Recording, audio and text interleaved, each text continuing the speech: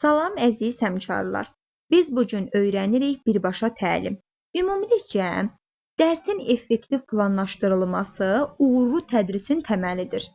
Yəni birbaşa təlim üçün dərsin hər tərəfli planlaşdırılması, düşünülmüş şəkildə hazırlanmış tədris materialların və aydın tapşırıqların olması vacibdir. Bu komponentlər mövcud olduqda və qaydasında tətbiq olunduqda, şagirdlərdə yeni bilik və bacarıqların formalaşdırılması, ətraflı planlaşdırılmış dərsin məntiqi nəticəsi olur. Birbaşa təlimin inkişafına töhfə verən müəlliflərdən biri Rosenstein, birbaşa təlimi kiçik addımlarla, şagirdin anlamaları davamlı yoxlamaqla, bütün şagirdlərin dərsdə aktiv iştirakını təmin etməklə sistemli tədris metodu kimi qələməyə verir. Birbaşa təlim özündə nələri cəmləşdirir? Hansı prinsipləri var? Bütün şagirdlər öyrədilə bilər. Bütün şagirdlər akademik və özgüvən baxımından inkişaf edə bilər. Təlim elə təşkil olunmalıdır ki, şagirdlərin öyrənilən məlumatları yanlış anlaması ehtimalı azaldılsın, təlimin effektivliyi gücləndirilsin. Ən vacib məqam planlamanın düzgün qurulmasıdır. Ümumilikcə birbaşa təlimin prinsipləri.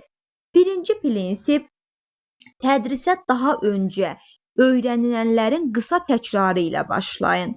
Yəni dərsin əvvəlində şagirdlər əvvəlki dərslərdə öyrəndikləri bilik və bacarıqların qısa şəkildə xatırladılmasıdır. Bu onlarda yaddaşı oyadır, yeni mövzunu daha yaxşı qavramasına zəmin yaradır. Niyə bu prinsip mövcuddur? Əvvəlki biliklə əlaqə yaratmaq, yeni məlumatlar əvvəlki məlumatlar üzərində qurulur. Əvvəlki biliklər təkrarlananda şagird yeni mövzunu daha yaxşı başa düşür. Yaddaşın möhkəmləndirilməsi. Qısa təkrar yaddaşda saxlanılan biliklərin möhkəmlənməsinə kömək edir. Öyrənmə şagirdlərin diqqətini toplayır, dərsdə daha aktiv qoşulurlar. Təlimin fərdiləşdirilməsi müəllim şagirdlərdə əvvəlki biliyi yoxlayır, lazım gəldikdə əlavə izah verir. İkinci prinsip, yeni materialları kiçik hissələrlə təqdim edin. Hər hissədən sonra şagirdin fəaliyyətinə yer ayırın. Yəni, müəllim yeni mövzunu hissələrə bölür, hər hissanı izah etdikdən sonra ona uyğun tapşırıq verir, şagirdlərin tətbiq etməsinə imkan yaradır. Prinsip məlumatın tədricən, sistemli şəkildə öyrənilməsini tövsiyə edir.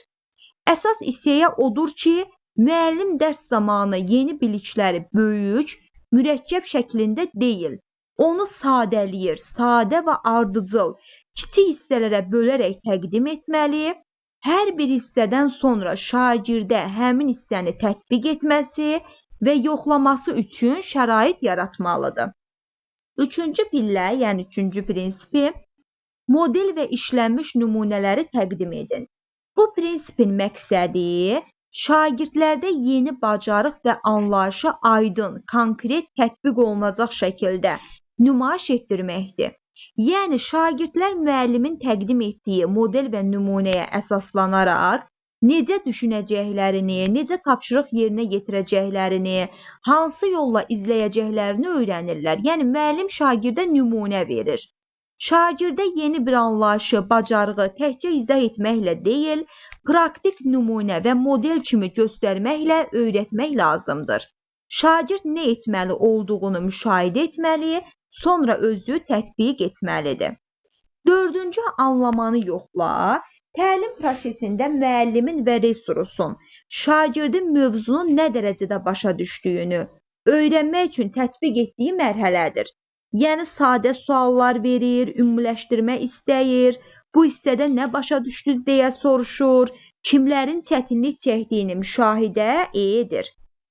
Beşinci pillə, şagirdlərin sizin köməyinizlə yeni mövzunu tətbiq etməsinə şərait yaradın. Yəni, yeni öyrənilən mövzunu praktikada tətbiqi zamanı şagirdə dəstək olmaq lazımdır.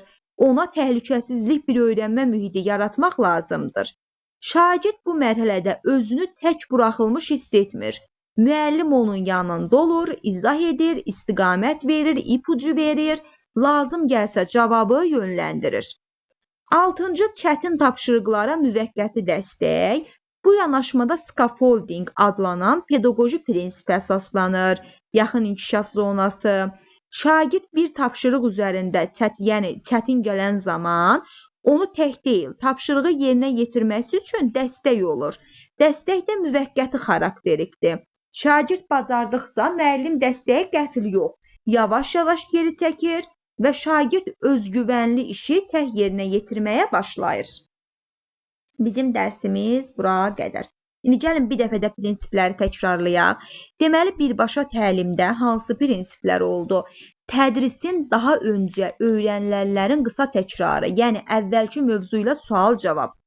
Daha sonra yeni materialı kiçik hissələrə bölüb təqdim etmək, sonra həmin yəni materiala uyğun işlənmiş nümunə vermək, daha sonra mövzunu anlayıblarmı onu yoxlamaq, sonra yeni mövzunu tətbiq etməsinə şərait yaratmaq və çətin tapşırıqlarda dəstək olmaq.